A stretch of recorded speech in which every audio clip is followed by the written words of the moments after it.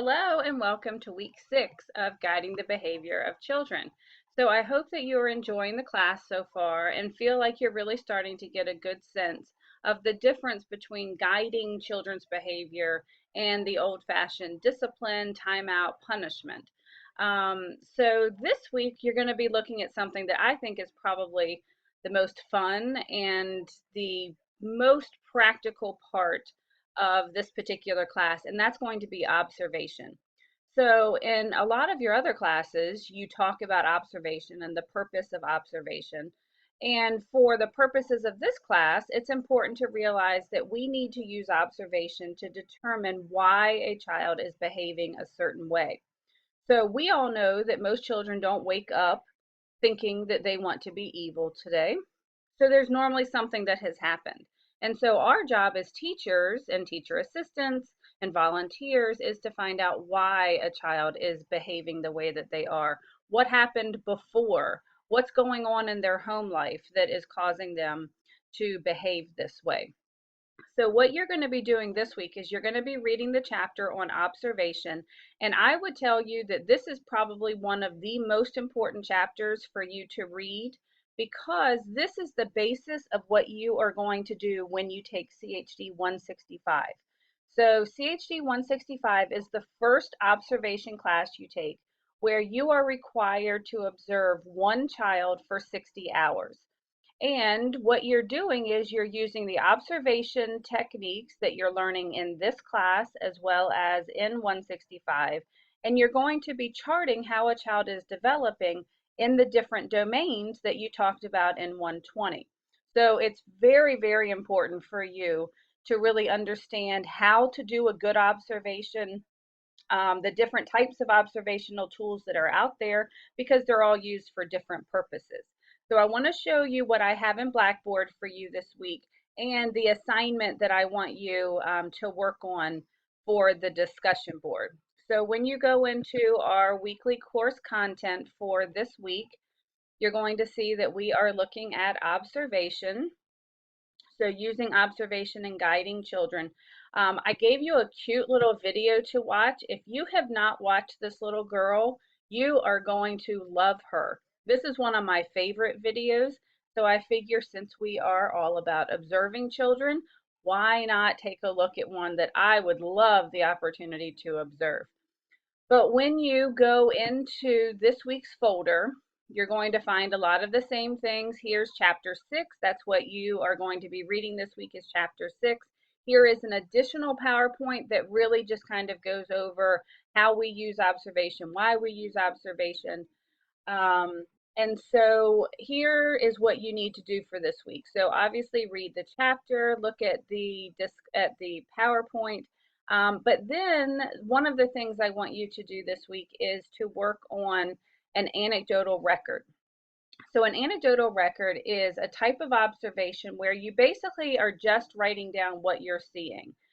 You don't go into an observation saying, this is what I want to look for. There's other types of observational tools that you use that for. An anecdotal record is simply reporting what you see. But one of the main things to remember about a good observation is you have to be objective. So like the old saying from a long time ago is just the facts, ma'am. And that's all you're doing. You just are going to report what you see. So what I want you to do for this week is I want you to practice writing an anecdotal record. So here are the things that need to be in your anecdotal record. So the child's gender and their approximate age.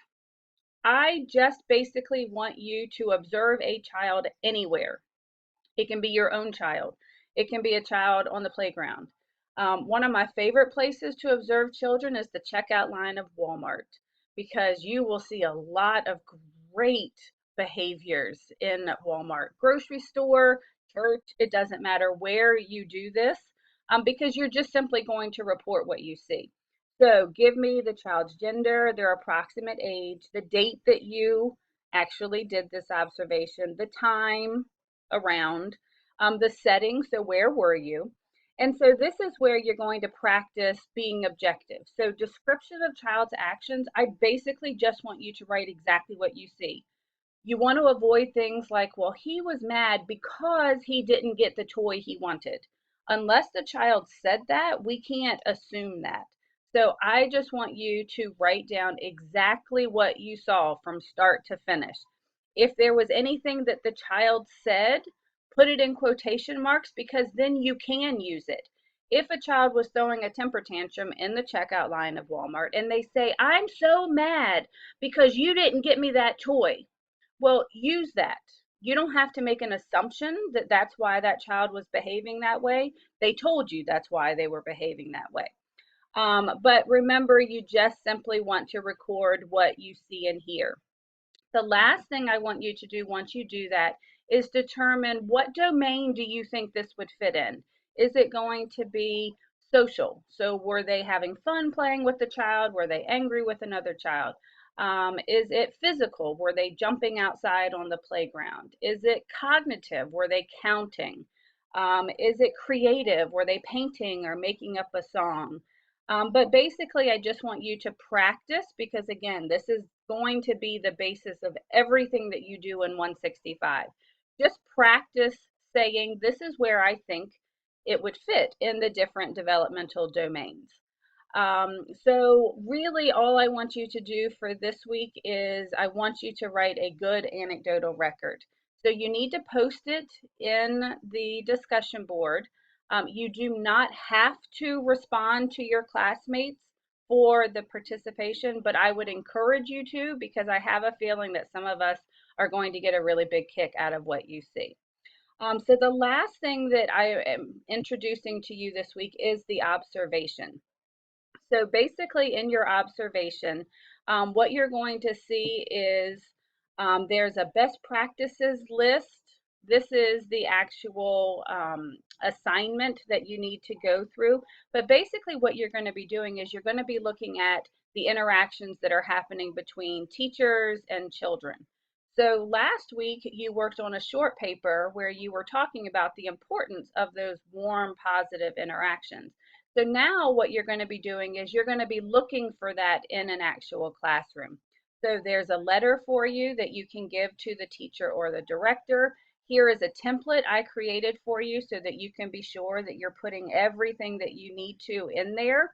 But again, pay attention to this best practices list because that's going to give you a really good lengthy list of what are the things I should be looking for while I'm in the classroom. Um, so basically, you are going to just spend some time in a classroom looking at the interactions between teachers and children. Um, Obviously, I always prefer that you try and go to a center that is either NACCE accredited or participating in Virginia Quality, but at the bare minimum, I would like for it to be licensed.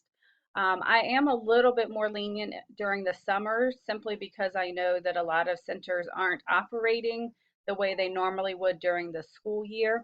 So if you're not sure if it is a place that you should go to or you could go to, just send me an email and I'll let you know. So that basically is what you're going to be working on this week. Like I said, this is probably my favorite chapter just because it's amazing how much we can learn about children simply through observing them. And so it's important to learn how to do good observation. So I will be working on grading your short papers. I can't wait to see what you came up with for defending the importance of those warm, positive interactions and that it's not actually coddling a child. But my number one rule of teaching is you have to build a relationship with a child before you can do anything else with them. You can't teach them, you can't correct their behavior, you can't do anything unless they know that you care about them. And so really that is kind of the main purpose of that short paper assignment. So as always, if you have any questions or comments, please don't hesitate to contact me. I look forward to reading your short papers and your anecdotal records.